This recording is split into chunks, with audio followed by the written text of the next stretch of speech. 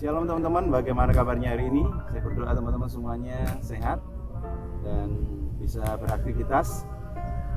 Hari ini kita akan belajar pendidikan agama Kristen kelas 4. Harapannya dengan kita mengikuti materi ini, nantinya teman-teman bisa berakar, bertumbuh dan berbuah di dalam Tuhan. Oke, setelah nonton ini jangan lupa untuk teman-teman untuk like, share, dan subscribe. Jika perlu teman-teman bisa bunyikan lonceng di bawah ini sehingga teman-teman bisa mengikuti materi ini secara berkelanjutan. Terima kasih, selamat belajar. Teman-teman, hari ini kita akan belajar pendidikan agama Kristen dan budi pekerti kelas 4. Kelas 4 ini temanya Allah Maha Kuasa.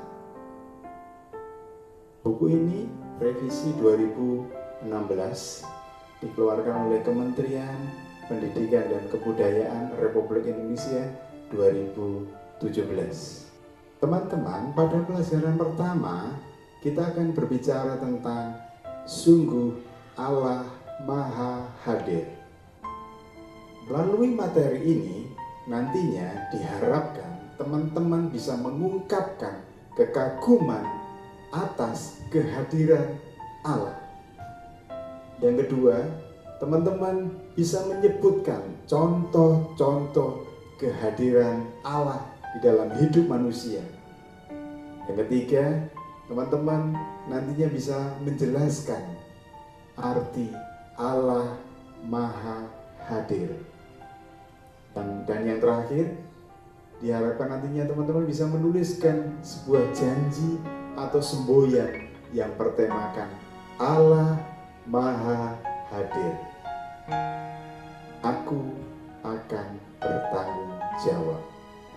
Pada pelajaran 1, sungguh Allah Maha Hadir, ini didasarkan pada Kejadian pertama ayat 28 sampai 29 dan Mazmur 8 ayat yang pertama sampai 18. Yang terakhir Mazmur 104 ayat yang pertama sampai 35. Hanya ini ada koreksi, ada di buku tertulis Mazmur 8 ayat 1 sampai 8. Alkitab dituliskan Mazmur 8 ayat 1 sampai yang ke-9. Kejadian pertama ayat 28 sampai 29.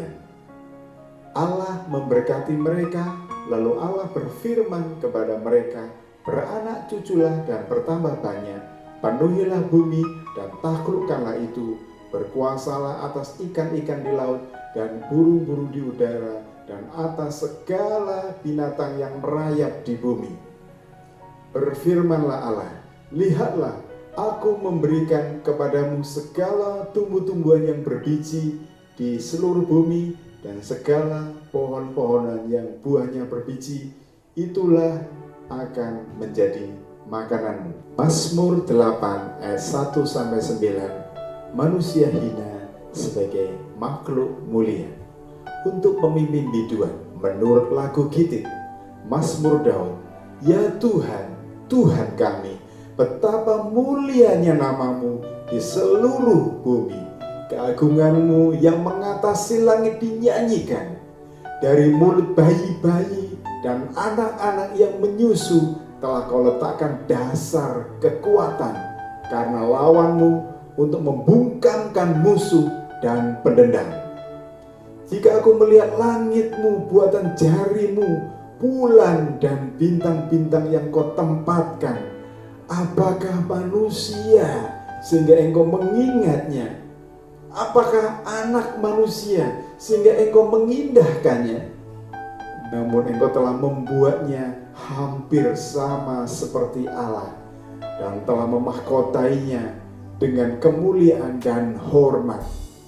Engkau membuat dia berkuasa atas buatan tanganmu. Segala-galanya telah kau letakkan di bawah kakinya. Kambing domba dan lembu sapi sekalian, juga binatang-binatang di padang, burung-burung di udara, dan ikan-ikan di laut, dan apa yang melintasi arus lautan. Ya Tuhan, Tuhan kami, betapa mulianya nama-Mu di seluruh bumi. Mazmur 104 ayat 1 sampai 35. Kebesaran Tuhan dalam segala ciptaannya. Pujilah Tuhan, hai jiwaku, Tuhan Allahku, Engkau sangat besar. Engkau yang berpakaian keagungan dan semarak, yang berselimutkan terang seperti kain, yang membentangkan langit seperti tenda, yang mendirikan kamar-kamar lotengmu di air, yang menjadikan awan-awan sebagai kendaraanmu, yang bergerak di atas sayap angin, yang membuat angin sebagai suruhan-suruhanmu, dan api yang menyala sebagai pelayan-pelayanmu, yang telah mendasarkan bumi di atas tumbuhannya, sehingga tak akan goyang untuk seterusnya dan selamanya. Dengan samudra raya Engkau telah menyelubunginya, air telah naik melampaui gunung-gunung. Terhadap hardikmu air itu melarikan diri, lari kebingungan terhadap suara gunturmu. Naik gunung, turun lembah, ke tempat yang Kau tetapkan bagi mereka. Batas Kau tentukan, takkan mereka lewati, takkan kembali mereka menyelubungi bumi.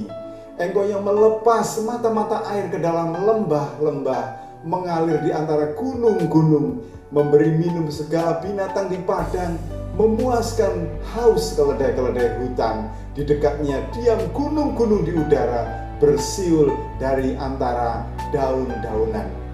Engkau yang memberi minum gunung-gunung dari kamar-kamar lotengmu, bumi kenyang dari buah pekerjaanmu. Engkau yang menumbuhkan rumput bagi hewan dan tumbuh-tumbuhan untuk diusahakan manusia, yang mengeluarkan makanan dari dalam tanah, dan anggur yang menyukakan hati manusia, yang membuat muka berseri karena minyak, dan makanan yang menyegarkan hati manusia. Kenyang pohon-pohon Tuhan, pohon-pohon aras di Libanon yang ditanamnya, di mana burung-burung bersarang, burung-burung ranggung yang rumahnya di pohon-pohon sanobar. Gunung-gunung tinggi adalah bagi kambing-kambing hutan. Bukit-bukit batu adalah tempat perlindungan bagi pelanduk.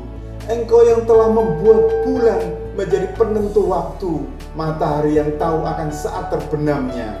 Apabila Engkau mendatangkan gelap, maka hari pun malamlah. Ketika itulah bergerak segala binatang hutan. Singa-singa muda mengaum-aum akan mangsa dan menuntun makanannya dari Allah. Apabila matahari terbit, berkumpullah semuanya dan berbaring di tempat perteduhannya. Manusia pun keluarlah ke pekerjaannya, ke usahanya sampai petang. Betapa banyak perbuatanmu ya Tuhan, sekaliannya Kau jadikan dengan bijaksana. Bumi penuh dengan ciptaanmu. Lihatlah laut itu besar dan luas wilayahnya.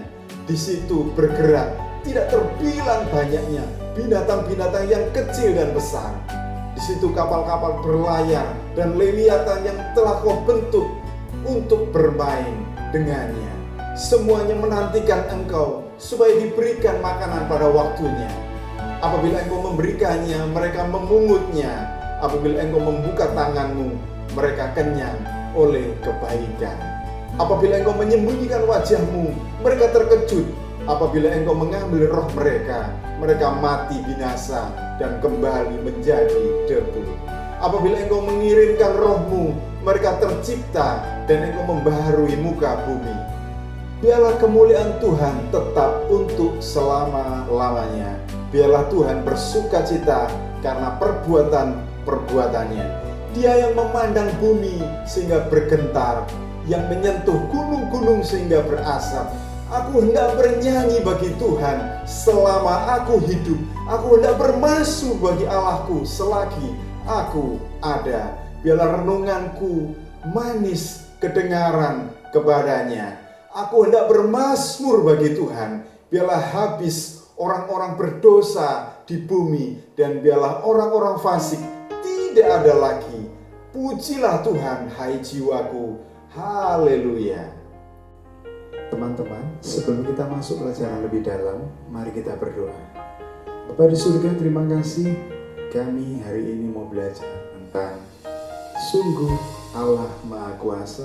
Biarlah melalui materi ini kami mengagumi Engkau, Allah yang berkuasa atas hidup dan alam semesta ini. Di dalam nama Bapa, Putra dan Roh Kudus, Allah yang satu. Amin. Teman-teman, pada bagian selanjutnya kita diminta untuk bernyanyi pujian ini. Saya akan bacakan teksnya. Allah hadir bagi kita.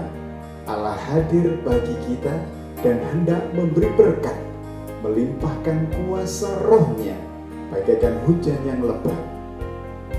Dengan Roh Kudus ya Tuhan, umat-Mu berkatilah, baharuilah hati kami. Oh, curahkan kurnia penebus, dengarkan kami yang padamu berseru, buka tingkap anugerah-Mu, berikanlah berkat penuh. Mari kita nyanyi sama-sama. Allah hadir bagi kita. Hanya pada bagian ini, oh curahkan kurnia, apa saya ganti dengan curahkan karunia-Mu.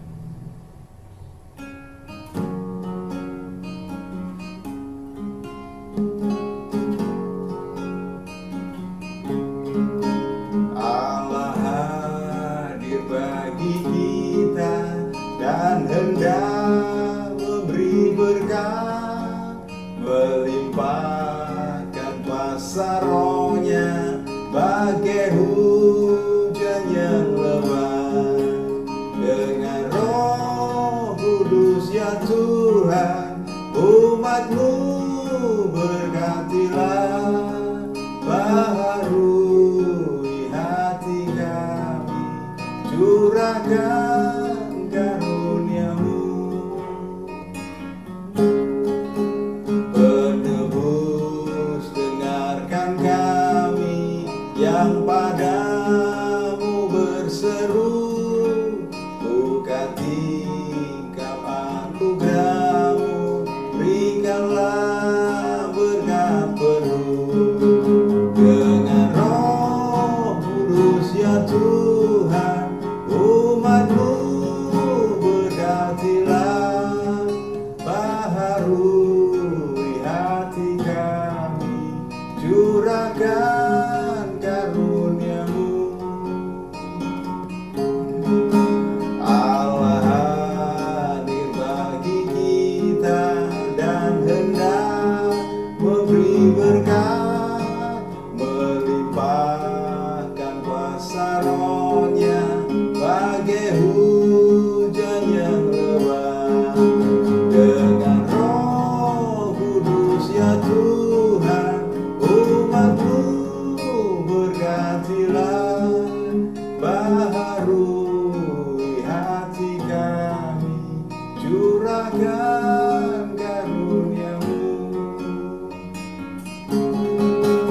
Penebus, dengarkan kami yang padamu berseru, buka tingkap anugerah-Mu, berikanlah berkat penuh.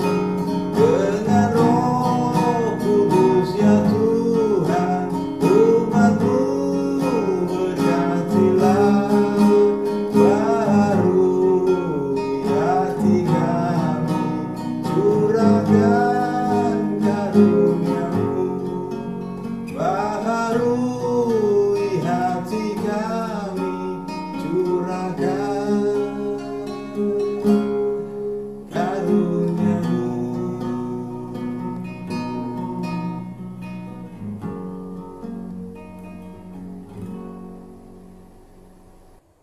Setelah menyanyikan lagu tersebut, teman-teman diminta berdiskusi beberapa pertanyaan di bawah ini. Yang pertama, apa pesan lagu tersebut untuk teman-teman? Di sini Pak Yusuf memberikan jawaban, Allah hadir dan memberkati kita. Yang kedua, apa saja bentuk kehadiran Allah bagi hidupmu? Coba saya berikan contoh, Allah memberikan kesehatan, memberikan keluarga, dan anugerah atas hidup saya. Setiap manusia yang hidup di dunia meyakini akan adanya kuasa yang ada di atasnya. Kuasa yang bisa melindungi, memberkati, menyembuhkan, bahkan menghidupkannya. Kuasa tersebut adalah Allah yang hidup.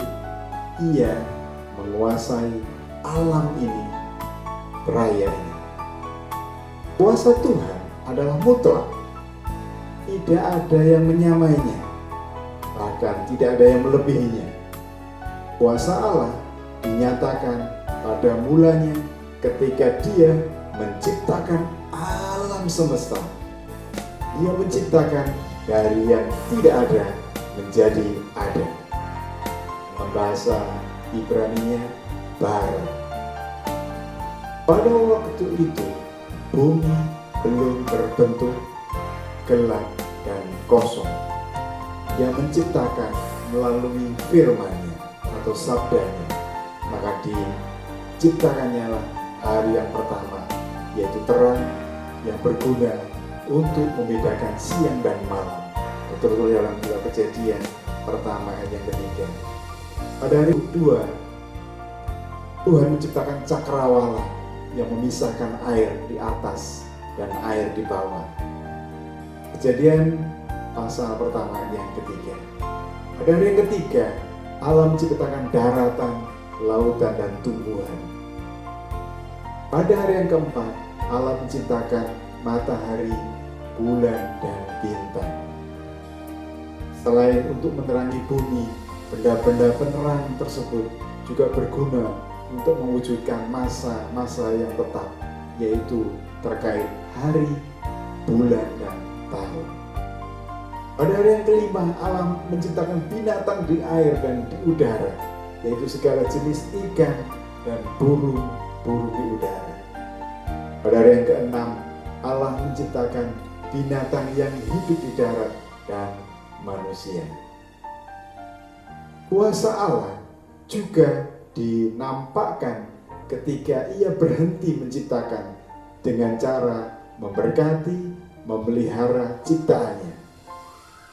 Kepada manusia, Allah memberikan kuasa untuk menaklukkan bumi dan menguasainya.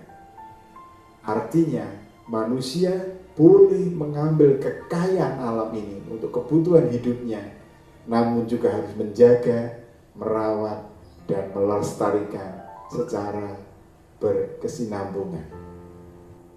Kuasa yang dimiliki oleh Tuhan dan manusia itu berbeda. Kuasa manusia sangat terbatas. Dalam bahasa Yunani dikenal dengan istilah dunamis. Sedangkan kuasa Tuhan yang tidak terbatas dalam bahasa Yunani disebut dengan istilah exousia.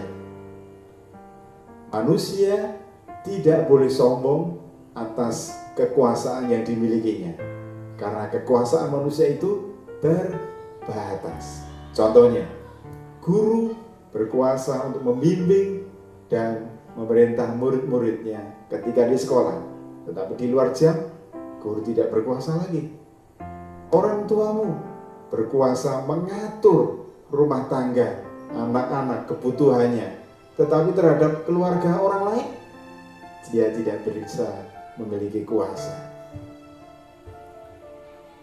Manusia berkuasa atas tanaman dan sumber daya alam, tetapi manusia tidak bisa menumbuhkan atau memperbaharui sumber daya alam itu. Kuasa Tuhan tidak terbatas. Ia menguasai alam di darat, bahkan Tuhan menguasai kehidupan dan kematian oleh segala makhluk. Allah memperlakukan kewenangannya untuk mengatur dan memperlakukan apapun sesuai dengan kehendaknya. Ketika Tuhan mendatangkan hujan badai, angin puting beliung, gempa bumi, dan lainnya, Tidak ada seorang pun yang bisa menghentikannya. Jika kita bisa membandingkan dengan hal itu, betapa kecil dan lemahnya kita di hadapan Tuhan. Memahami arti Allah Maha Hadir. Menurutmu apa arti Allah Maha Hadir? Teman-teman diminta menjawab pertanyaan ini. Kemudian, sejak awal penciptaan alam semesta beserta dengan isinya termasuk manusia, Allah sudah menunjukkan kehadirannya. Kehadiran Allah bukan hanya melalui alam semesta, tapi juga melalui berbagai peristiwa kehidupan. Setelah kita belajar tentang arti Allah Maha Hadir, diskusikanlah dengan teman sebangkumu bentuk-bentuk kehadiran Allah melalui alam semesta dan berbagai peristiwa alam ini. Tulislah juga manfaatnya bagi manusia, hewan, dan tumbuh-tumbuhan. Ini ada pertanyaan, jawabannya ada kolom ini ya, teman-teman diminta jawabannya. Nah, ini jawabannya. Menurutmu apa artinya Allah Maha Hadir? Jawabannya adalah Allah hadir di semua tempat, omnipresent. Allah hadir di setiap waktu dan tempat. Ia tidak terbatas oleh ruang dan waktu. Sekarang, apa manfaat matahari, hujan, dan tumbuhan? Ini jawabannya. Bagi manusia, untuk pertumbuhan, tulang, menjemur, untuk penerangan. Bagi hewan, matahari berguna untuk pertumbuhan tulang dan penerangan. Bagi tumbuhan, matahari berguna untuk proses memasak makanan, fotosintesis. Apa manfaatnya hujan sekarang bagi manusia? Untuk irigasi, pertanian, untuk bermain. Hewan, untuk air minum, media hidup. Untuk tumbuhan, untuk menyuburkan, membantu proses pertumbuhan. Pada tumbuhan, manusia memanfaatkan tumbuhan sebagai sumber makanan, obat, oksigen, kerajinan, pelindung sinar matahari. Pada hewan, tumbuhan berguna untuk sumber makanan, habitat hewan. Tumbuhan untuk tumbuhan apa? Untuk pupuk, untuk kelestarian, hidup, dan sebagai pelindung. Mendalami Alkitab.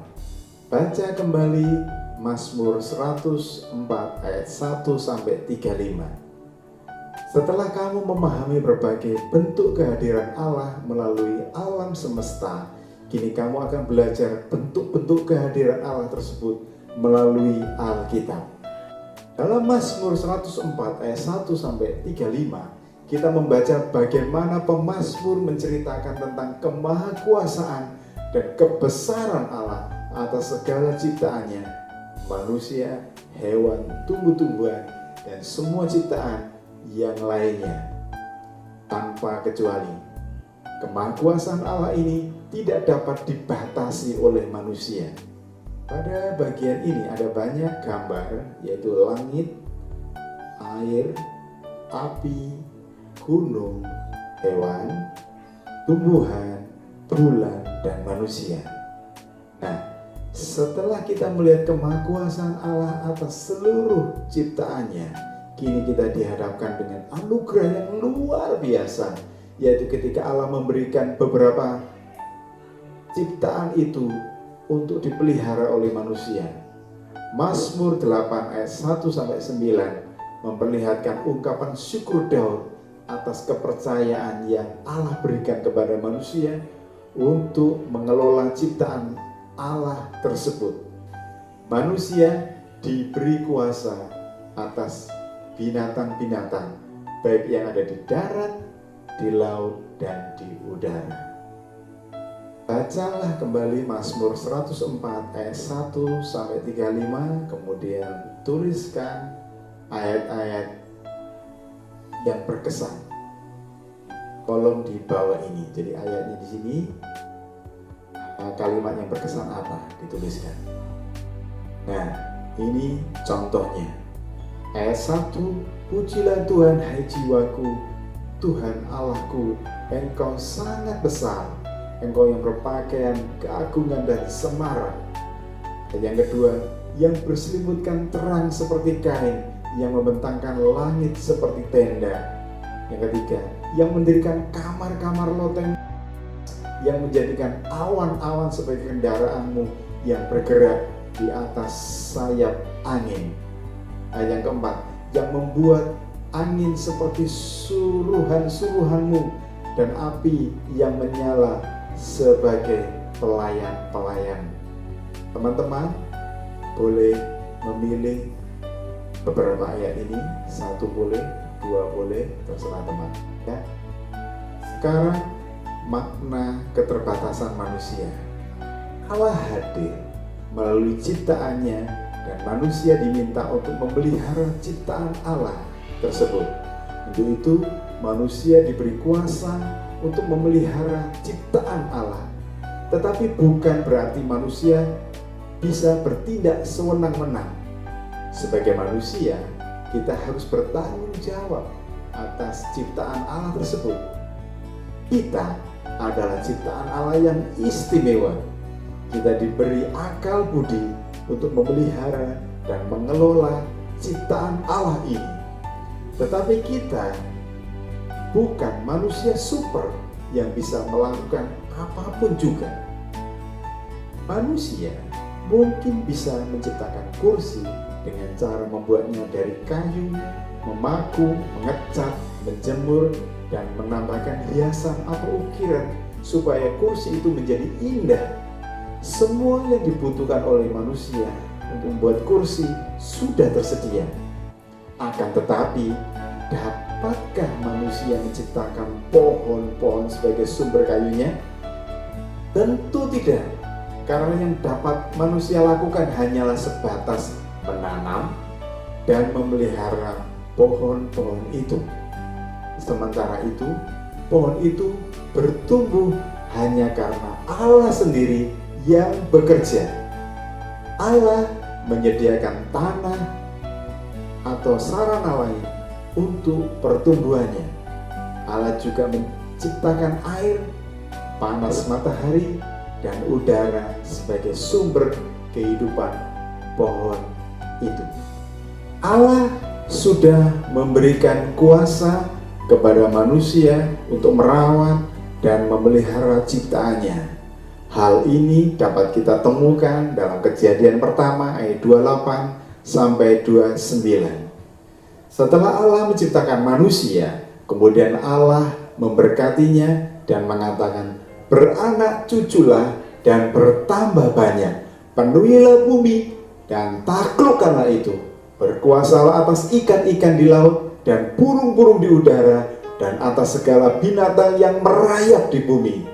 Berfirmanlah Allah, "Lihatlah, aku memberikan kepadamu segala yang berbiji di seluruh bumi dan segala pohon-pohonan yang buahnya berbiji.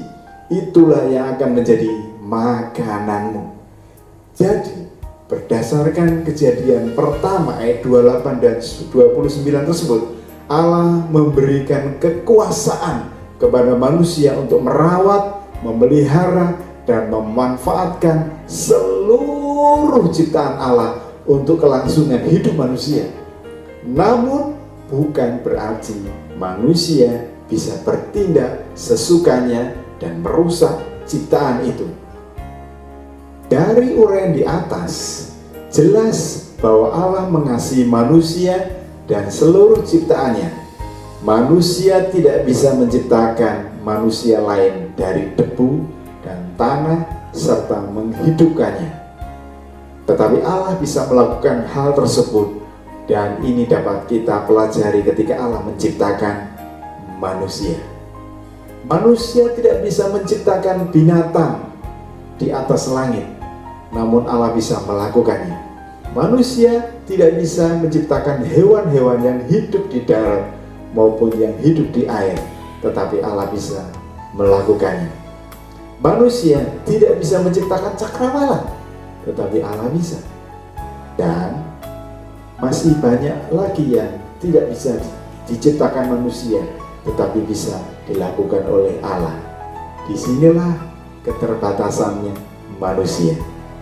Contoh-contoh tersebut memperlihatkan bahwa manusia memang terbatas dan Allah sungguh maha kuasa. Allah memberi kuasa kepada manusia untuk merawat dan memelihara ciptaannya. Menurutmu, apa saja yang bisa kamu lakukan untuk merawat dan memelihara ciptaannya tersebut? Berikan contohnya, tulisan di sini ya, di sini. Nah, ini hasilnya. Ada 5 yang Pak Isa buat. Yang pertama, membuang sampah pada tempatnya. Yang kedua, menyiram bunga atau tanaman, menanam pohon atau menanam tanaman. Yang keempat, hemat energi, misalnya mematikan lampu pada siang hari jika tidak digunakan. Hemat air dengan cara mematikan keran jika sudah penuh. Pada bagian E ini, memahami kemahakuasaan Allah melalui ciptaannya. Di sini ada gambar-gambar ya. Ada gambar matahari bersinar terang, gemerlap, bintang di langit, hujan turun, ada anak sedang tidur, dan ada pemandangan. Pada bagian ini, teman-teman disuruh membuat puisi atau cerita singkat tentang kekagumanmu atas kehadiran Allah. Teman-teman boleh ambil tema-tema ini ya. Tema-tema di sini ada banyak, digabungkan juga boleh. Teman-teman ditulis dan ditulis di kolom ini. Nah, ini hasilnya. Contoh puisi. Teman bisa milih puisi atau cerita singkat, tapi Pak Isa akan milih puisi yang lebih mudah ya. Tapi puisi tentang matahari. Oh matahari, cahayamu menuntun langkahku, kehangatanmu memelukku. Terima kasih Tuhan atas surya peneranganmu. Tanpamu gelaplah seluruh hidupku. Pada bagian ini teman-teman diminta bernyanyi bersama-sama dengan teman satu kelas atau teman yang lain. Ini ada di Kidung Ceria 9 ya. Saya akan baca judulnya Tuhan Pencipta Semesta. Ayat yang pertama, bait pertama, Tuhan Pencipta Semesta, Kaulah yang maha mulia, sungguh besar karunia yang Kau beri. Yang kedua, kasih-Mu nyata terjelma di sinar surya yang cerah, di sawah dan tuaiannya yang Kau beri. Yang ketiga, puji syukur terimalah atas berkat anugerah di rumah yang sejahtera yang Kau beri. Setelah menyanyikan lagu di atas, teman-teman diminta menulis sebuah doa syukur. Doa itu menyatakan kekagumanmu terhadap kemahakuasaan Allah atas hidupmu. Ditulis di kolom ini ya teman-teman. Nah, ini contoh doanya, doa syukur. Pak Isa akan baca. Tuhan Yesus, terima kasih atas kemahakuasaan-Mu. Engkau sungguh sempurna dengan karya-Mu. Saya mau memuliakan nama-Mu dengan memelihara lingkungan. Amin. Pada bagian ini, teman-teman diminta membaca lagi Mazmur 104 ayat 1-35. Setelah itu buat sebuah janji atau semboyan yang temanya Allahku Maha Hadir. Aku akan bertanggung jawab. Janji semboyan dituliskan di kolom ini ya. Nah, ini contohnya. Saya bangga memiliki Allah yang maha hadir di segala tempat. Saya berjanji akan bertanggung jawab menjaga lingkungan dengan membuang sampah pada tempatnya dan tidak menghasilkan sampah plastik. Apa sampah plastik? Karena plastik sulit terurai. Tuhan Yesus menjanjikan akan memberi kuasa kepada para rasul sebelum Ia terangkat ke surga. Janji ini akan dinyatakan pada saat kedatangannya, yaitu kedatangan Roh Kudus. Kuasa tersebut membuat para murid merasa tidak takut dan khawatir lagi. Bahkan para rasul bisa menyembuhkan orang sakit karena menerima kuasa ilahi dari Tuhan. Para murid menjadi punya kemauan dan menyelamatkan jiwa-jiwa manusia yang berdosa. Pada mulanya, murid-murid mengharapkan Tuhan Yesus datang untuk membebaskan mereka dari penindasan bangsa Romawi. Dan ia kemudian menjadikan raja supaya duduk di tahta kerajaan bangsa Israel seperti raja-raja yang ada di dunia. Tapi Yesus lebih daripada raja yang dipikirkan oleh para rasul dan murid-murid. Kekuasaan dia tidak terbatas dan tidak berakhir. Kuasa Tuhan Yesus tidak akan berakhir. Ia berkuasa selamanya untuk mengatur dan memperlakukan apapun juga sesuai dengan kehendaknya. Atas kuasa Allah terhadap alam dan isinya, kita patut bersyukur dan selalu memuji namanya. Itu tertulis dalam Mazmur 104 ayat pertama sampai 35. Kuasa artinya kewenangan untuk menentukan sesuatu, meliputi memerintah atau mengurusi sesuatu. Pada pelajaran 1, istimewanya adalah pelajaran ini memberikan rangkuman yang luar biasa. Jadi penulis buku ini memberikan rangkuman, yaitu Allah Maha Hadir. Allah hadir melalui ciptaannya, yaitu melalui alam semesta ini beserta dengan seluruh isinya. Allah mengasihi ciptaannya, untuk itu manusia diminta memelihara dan bertanggung jawab atas ciptaan Allah tersebut. Luar biasa. Teman-teman, bagian pelajaran 1 kelas 4 sudah selesai. Tiba saatnya kita berdoa. Mari kita berdoa. Allah yang Maha Hadir, terima kasih untuk alam semesta beserta dengan segala isinya. Tolonglah supaya kami dapat memelihara dan mengelola ciptaan-Mu dengan bertanggung jawab. Amin. Terima kasih. Tuhan Yesus memberkati. Terima kasih teman-teman sudah mengikuti materi ini dari awal sampai usai.